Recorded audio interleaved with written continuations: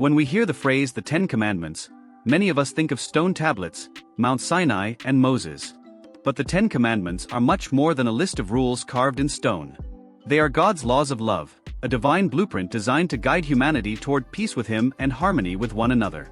Far from being outdated or irrelevant, these commandments remain as meaningful today as when they were first given over 3,000 years ago. They reveal the heart of a God who longs for His people to flourish. They are not meant to restrict joy, but to protect it.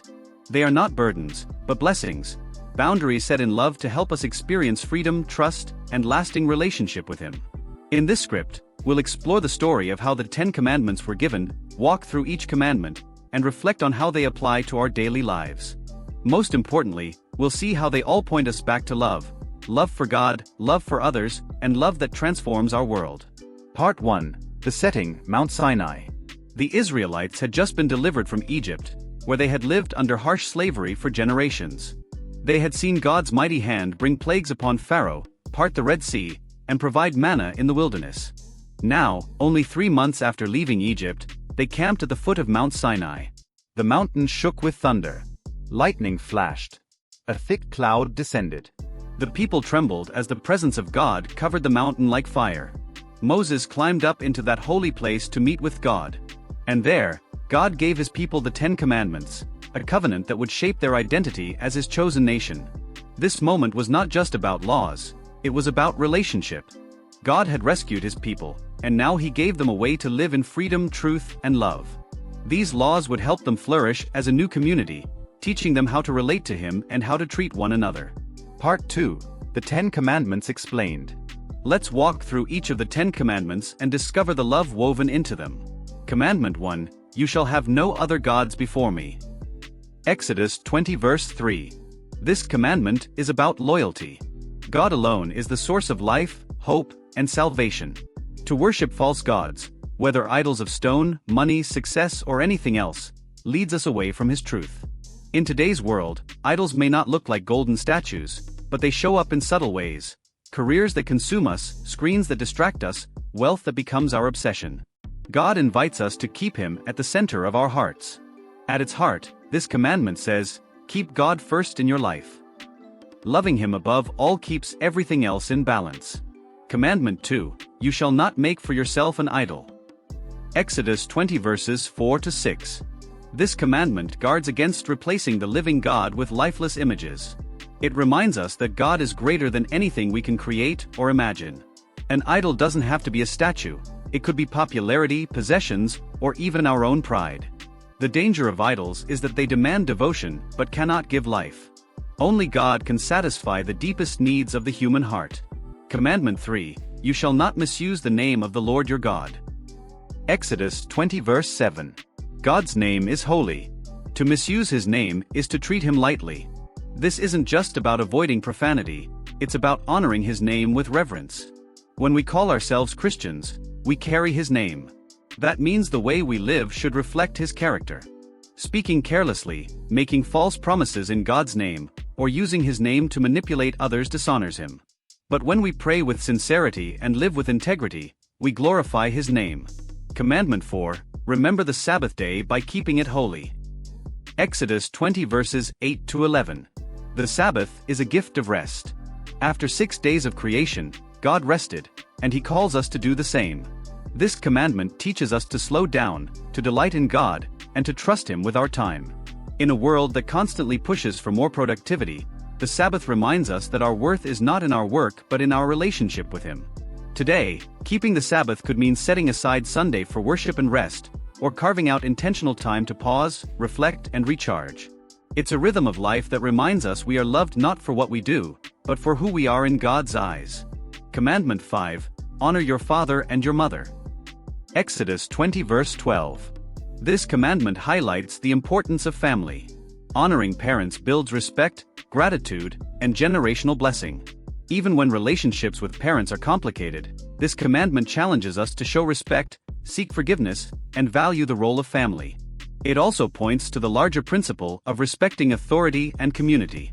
When children learn to honor their parents, they carry that attitude into every part of life, relationships, workplaces, and society at large.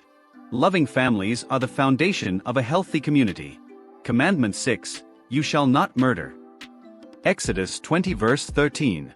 Life is sacred because every human being is made in the image of God. This commandment protects life and reminds us to treat others with dignity and respect. Jesus expanded this teaching by showing that anger, hatred, or bitterness in our hearts can be as destructive as violence. God calls us not just to avoid harm, but to actively choose love, forgiveness, and peace. In a culture that often devalues life, this commandment calls us back to compassion and care. It reminds us that every person matters to God. Commandment 7, you shall not commit adultery. Exodus 20 verse 14. Marriage is a covenant of love and trust. Adultery breaks that covenant, bringing pain and brokenness.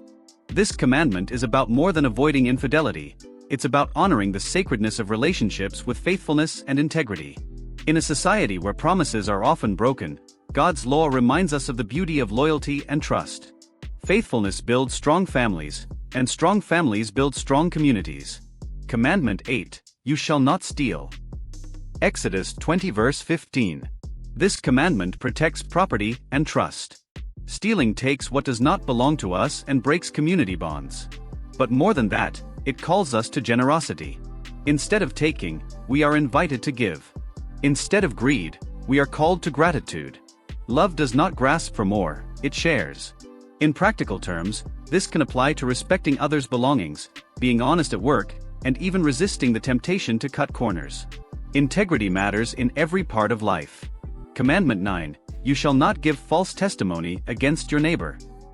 Exodus 20 verse 16. Truth matters. Words have power to build or to destroy.